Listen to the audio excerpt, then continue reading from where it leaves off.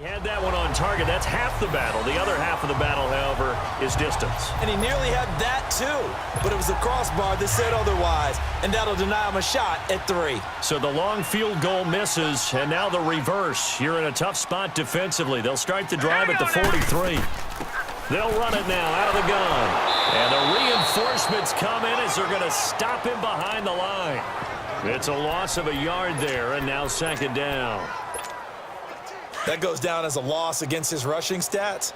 But really, should he have to absorb that one? He had no chance on that play before they overrun him. Pretty much on top of him before he could take his first step. Looking to throw. Huber. Oh, he's got a little daylight. And the return this time will go out to the 42-yard line. Oh, timing is everything on a route like this. He tried to drive that football into a tight spot. And if you're a little early or a little late, chances are there's going to be someone there. And sure enough, this one's going the other way.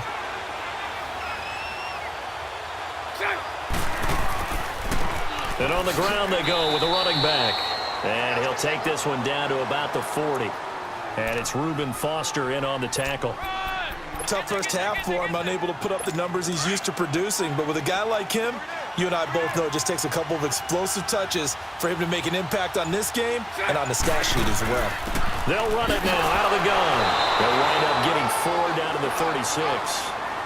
I have to think a major focus at the halftime meetings had to be figuring out how to create space for the running game to get operating. Well, what you pointed out to me at half seems accurate. That line has struggled to sustain blocks. Yeah, I would agree with that totally. They've got to focus on staying on their double teams at the first level, make sure that block's secured before they slide off and try and chip someone at the second level. He's going to hit his man out of the backfield, complete. And he's going to get this inside the 30. And they get 10 yards there and convert on third. As an unbiased observer, I think it would have been interesting to see what they would have done if they hadn't gotten the first down there. But since they did, I guess the point is moot. Yeah, they were right there in that middle ground, field goal range, punt, go for it. But as you said, they picked it up. Green 80.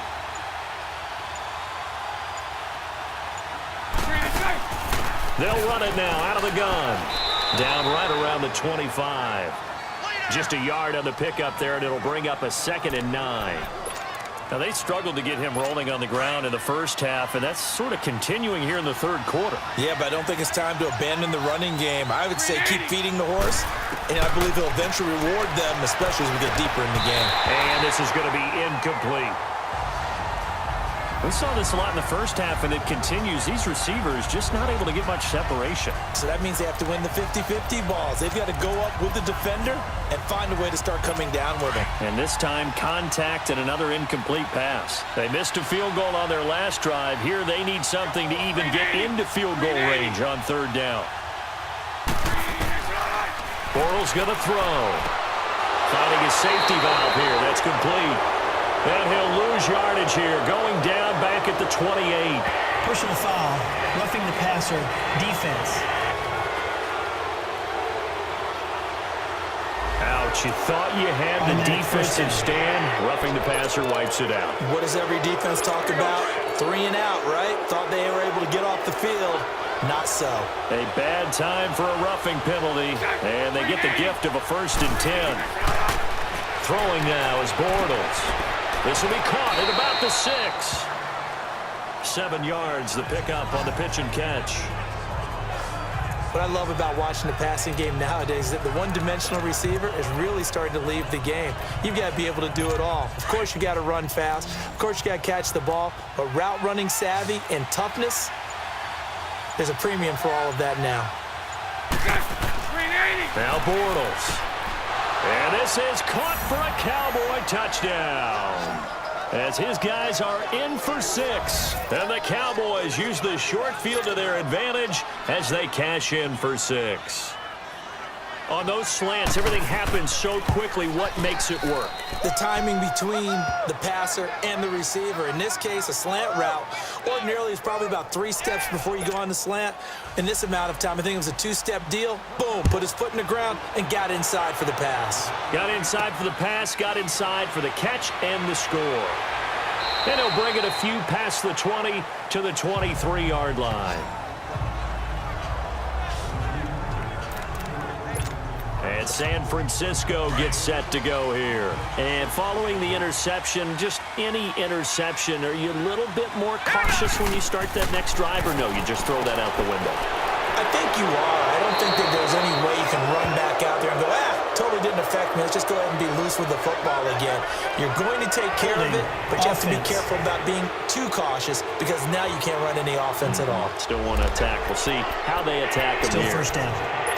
So apparently some grabbing of the jersey there on the O-line. Yeah, just look in the interior, and that's where the penalty occurred. Here we go now. Operating from the gun, Huber. And his throw here is incomplete. A pretty good coverage there, and both of these defenses, they've had good coverage throughout this one. No doubt about it, and in today's NFL, where we're used to a bit more scoring, this feels almost like a well-pitched game in baseball on both sides where the tension continues to build. Who's going to make the big play? And this is going to be intercepted. Picked off at the 18. And he will score. Touchdown, Cowboys. And on that one, with 6 defensive backs, did he need to be more careful throwing the football? I mean, I guess obviously in hindsight he did, but... Yeah, hindsight, but even in foresight, when you got 6 defensive backs on the field, you just know you're going to get multiple coverages. You're never sure what you're going to see. But the biggest one is you don't have much reaction time for your receivers to go get the football because those guys, they're the best cover guys on the field. They go get it. And on that play, they took it the other way for 6 points. Point after, right down the middle. And the decision to just kick the extra point winds up successful.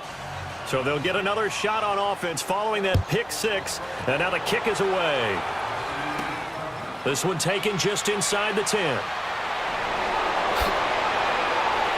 He's got a convoy, and he might be gone.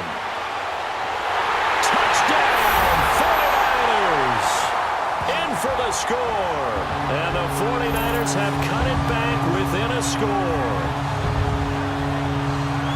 I know a lot of special teams coaches, they just want to keep it away from him because that's what he can do. And others have egos that their players can't keep up with. And they say, challenge it, kick it to him.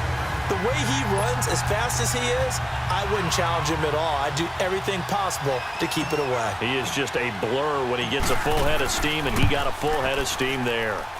Extra point up and through. And the lead's down to a field goal at 17-14.